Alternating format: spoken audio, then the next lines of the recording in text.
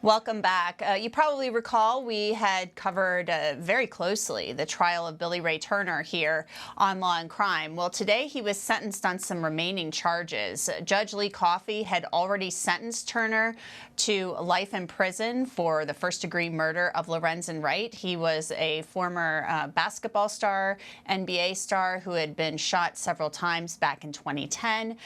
Turner was sentenced earlier on counts of conspiracy to commit murder and murder with criminal intent. So there were some additional charges that he was sentenced on actually today. So let's look at the first sentencing hearing where Judge Coffey sentenced him to life in prison, and then we'll look at the other sentencing that took place today. Judgment on count one, the conviction for first-degree murder. The court, in fact, will sentence Mr. Turner as required by law to life confinement in the Tennessee Department of Correction. Life in Tennessee is construed to be 60 calendar years. Mr. Turner will be eligible to be released on some form. He can earn sentence reduction credits rather than 15% sentence reduction credits based on programs credit behavior, and could be released after serving 85% of the sentence. And under current Tennessee law, that is construed to be 51 calendar years. We'll set the other two counts for sentencing. And Ms. Marion, particularly, I know you've been waiting 12 years. And sometimes folks would tell you, or judges would tell you, that I hope this brings closure to you. I'm not going to tell you that, Ms. Marion, because I learned a few years ago that there's no closure. There's no winners. There's no losers in this trial. Mr. Turner and his family have lost a lot. You have lost a lot. You've lost your son. I will urge you to consider and remember the good things. Celebrate his life. Celebrate all the good, all the joy that Lorenzen Wright brought to you, and don't dwell on his killing, because no matter what I tell you, no matter what words I say, no matter what anybody tells you, there will never be closure. There will never be anything that says somehow this is all right, this is good. That's something that you would carry with you the rest of your life, but celebrate the good. Celebrate all the joy that he brought. Celebrate and rejoice in who he was, and do not remember him as what you saw on this screen. Thank you for your patience. I want to thank Mr. Turner for his patience also. I know it's been a long time coming for Mr. Turner. And again, there's no winners, no losers. So when you leave the courthouse, if you see family members on either side, be kind to each other. Do not address any aggression or any hostility to any family members on either side of this lawsuit, because, again, there are no winners, there are no losers. Shelby County has lost one of the, as the lawyer said, a favorite son of Memphis, Shelby County, Tennessee. And Ms. Turner's family has also lost their son. So there are no winners, no losers. Thank you all for your patience. And there you saw Judge Coffey kind of offering some words of advice and comfort to Lorenzen Wright's mother, who'd been there throughout this whole thing. So now that was the sentencing that had already taken place on the murder charge. Now Judge Coffey today sentenced Billy Ray Turner on the remaining charges. So let's look at what Judge Coffey had to say today. And having said all of that, the court finds that he is, in fact, a standard range 1 offender. The court will sentence Mr. Billy Ray Turner to the maximum sentence of 25 years in prison as a standard range 1 offender for the offense of conspiracy to commit first-degree murder. Will sentence Mr. Turner to the sentence of 25 years confinement in the Tennessee Department of Correction for the offense of criminal attempt first-degree murder. The state is asking the court to consider running some of these offenses consecutively.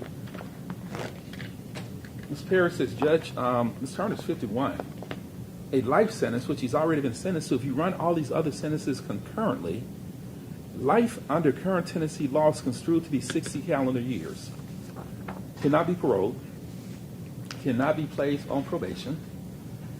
He would have to serve a minimum of 51 years in prison based on sentence reduction credits or behavior credits that he may earn while in custody. A life sentence under current Tennessee law is construed to be 51 calendar years. He's been in custody about 5 years. An argument is, Judge, if you make him serve this life and run everything else concurrently, Mr. Turner would be about 97 years of age by the time he gets released from custody, and 97 years is more than enough punishment if you do anything other than that. Very few people would live to the age of 97 locked up in prison in a small 6x6 or whatever that cell is, probably with a maximum security center at its prison, rather Riverdale in Nashville, outside of Nashville, because of the nature of these offenses. The argument is that, Judge, these sentences should be run concurrently. Josh Ritter, there was a lot going on there, talking about consecutive versus concurrent sentences, 51 years. So explain to us basically what's going on. I mean, the judge is basically saying, look, he's this old, sentencing him to anything else. He's basically already gotten a life sentence. So tell us about what we just heard.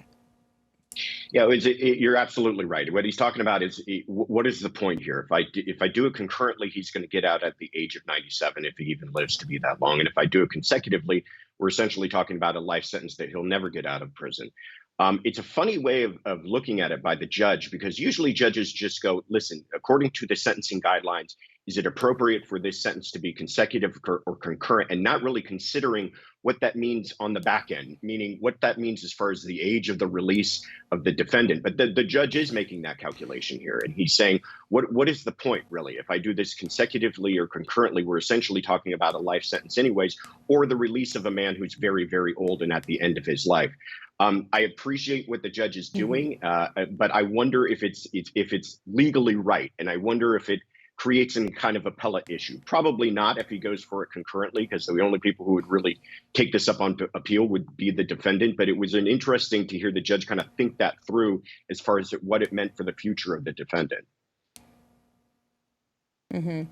Well, Jimmy Martin, Sharina, was somebody who testified in this trial. He was granted immunity in this case, and he's already serving a second-degree murder. He's serving a sentence, a 22-year sentence, on second-degree murder for killing his girlfriend, and now he's hoping to get a new trial in that case. Already granted immunity in the case to testify against Billy Ray Turner. So what do you make of that? I mean, he's already convicted of murdering his girlfriend, and now he wants a new trial. I mean, do you see any hope in that? I mean, hey, it's his right to give it a shot.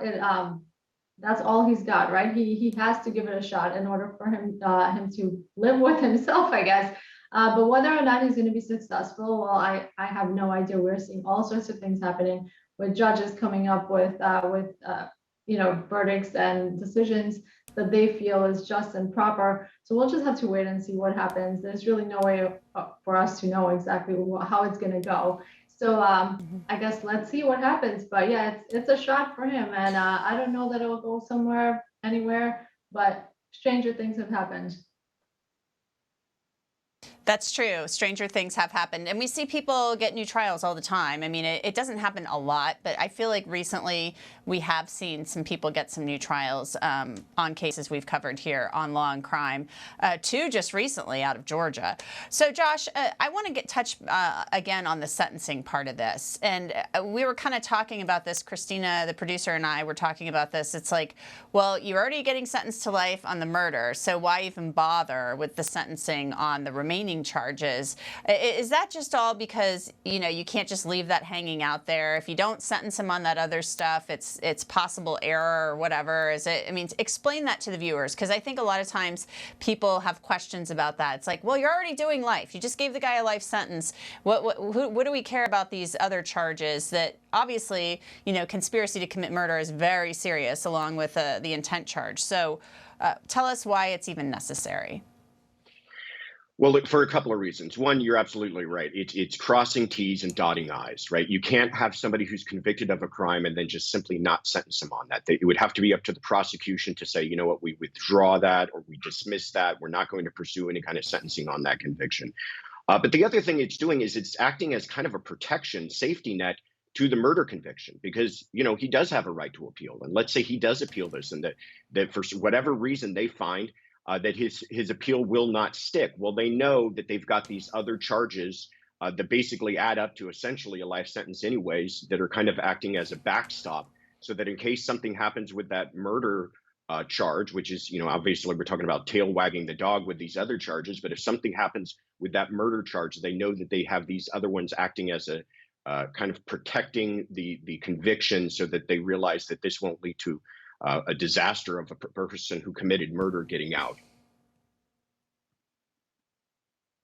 Makes sense. Makes perfect sense. Okay, we are going to take a quick break, and when we come back, we are going to get back into the Eastman trial in Colorado. You don't want to miss that. I'm Anjanette Levy, and you are watching For the Record on Law and Crime.